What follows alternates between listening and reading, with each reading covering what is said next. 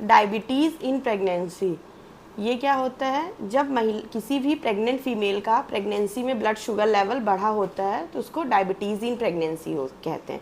अब ये हो सकता है कि जब पेशेंट प्रेग्नेंट हुई है उसको प्री डायबिटीज़ मतलब प्री प्रेगनेंसी डायबिटीज़ रहा हो, पहले से रहा हो, या फिर प्रेगनेंसी के समय न्यूली डेवलप्ड डायबिटीज़ हो जिसको जेस्टेशनल डायबिटीज़ बोलते हैं।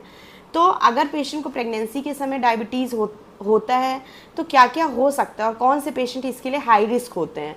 तो हाई रिस्क जो पेशेंट होते हैं जिसमें इसके होने के चांसेस ज़्यादा रहते हैं उसमें से क्या होता है, family history of type 2 diabetes, मतलब उसके मदर फादर या फर्स्ट डिग्री रिलेटिव्स में फैमिली हिस्ट्री हो, किसी को टाइप 2 डायबिटीज़ हो। दूसरा पॉलीसिस्टिक ओवेरियन सिंड्रोम अगर फीमेल को है।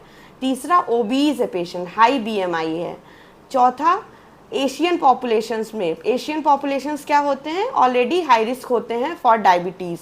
और क्या क्या रिस्क फैक्टर हो सकते हैं डायबिटीज़ के, अगर प्रीवियस पेशेंट में सडन आईयूडी की हिस्ट्री कि बच्चा अचानक से पेट के अंदर ख़त्म हो गया, या still birth during the process of labour, जब डिलीवरी हो रही थी तब वो बच्चा एक्सपायर हो गया था। तो ये सारे पेशेंट क्या होते हैं, इनमें प्रेगनेंसी में डायबिटीज़ होने के चांसेस ज़्यादा होते हैं। अब क्या क्या लक्षण हो सकते हैं महिला में, तो जैसे सामान्य पॉपुलेशन में लक्षण होते हैं ऐसे ही एक प्रेग्नेंट फीमेल में भी लक्षण हो सकते हैं। क्या, जैसे पॉलीडिप्सिया, ज़्यादा प्यास लगना, पॉलीयूरिया, जल्दी जल्दी पेशाब का लगना, या पॉलीफेजिया, बहुत ज़्यादा भूख लगना। और क्या हो सकता है, जैसे न्यूरोपैथी, झंझनाहट रहे, या फिर नेफ्रोपैथी, किडनी में दिक्कत हो सकती है, या आंखों में धुंधलापन रहना, रेटिनोपैथी, या रिकरेंट यूटीआई, पेशेंट को बार बार इन्फेक्शन हो सकता है। अब बच्चे में क्या क्या कॉम्प्लिकेशन हो सकते हैं अगर मदर में शुगर नहीं कंट्रोल है।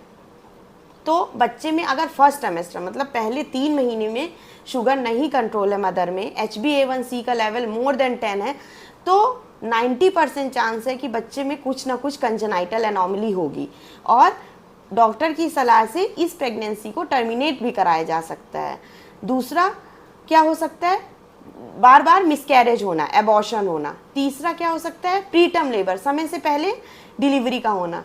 चौथा क्या हो सकता है, बच्चे में हो सकता है कि बहुत ज़्यादा मदर के चारों तरफ, क्योंकि पॉलीहाइड्रोमनियोज होता है, पानी ज़्यादा होता है, इसलिए क्या होता है बच्चे का भी, और डायबिटीज़ में बच्चे का भी वेट क्या होता है, बहुत ज़्यादा होता है, बच्चे में फैट डिपोजिशन ज़्यादा होता है जिसको मैक्रोजोमिया वाली कंडीशन कहते हैं। तो ऐसे में ऑपरेटिव डिलीवरी के चांसेस ज़्यादा बढ़ सकते हैं, मतलब नॉर्मल डिलीवरी ना हो कि पेशेंट का लोअर सेगमेंट सिजेरियन सेक्शन हो। और आफ्टर डिलीवरी बच्चे में हाइपोग्लाइसीमिया के चांसेस बहुत ज़्यादा रहते हैं, इलेक्ट्रोलाइट इम्बैलेंस होता है, पीलिया, हाइपर बिलीरुबिनीमिया होता है, रेस्पिरेटरी डिस्ट्रेस सिंड्रोम हो सकता है बच्चे में। तो बच्चा बहुत प्रोन होता है आफ्टर डिलीवरी और बिफोर डिलीवरी अगर पेशेंट का शुगर कंट्रोल नहीं है तो।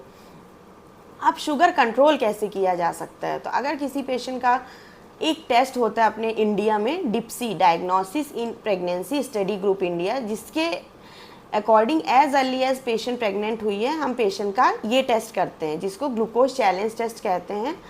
हर पेशेंट का ये किया जाना चाहिए, और अगर वो डिरेंज आता है तो आगे का वर्कअप हम पेशेंट को कैसे मैनेज करेंगे, डिपेंड ऑन क्या ब्लड शुगर लेवल है, क्या HbA1c है, क्या उसका फास्टिंग PP चल रहा है। स्टार्टिंग में हम पेशेंट को dietary modification and lifestyle modification पे रखते हैं, और अगर इससे भी कंट्रोल नहीं होता है तो डॉक्टर की सलाह से ओरल हाइपोग्लाइसीमिक या इंसुलिन पे रखना पड़ सकता है। तो प्रेगनेंसी में ब्लड शुगर का कंट्रोल होना बहुत ज़रूरी है दोनों माँ और बच्चे के लिए। धन्यवाद।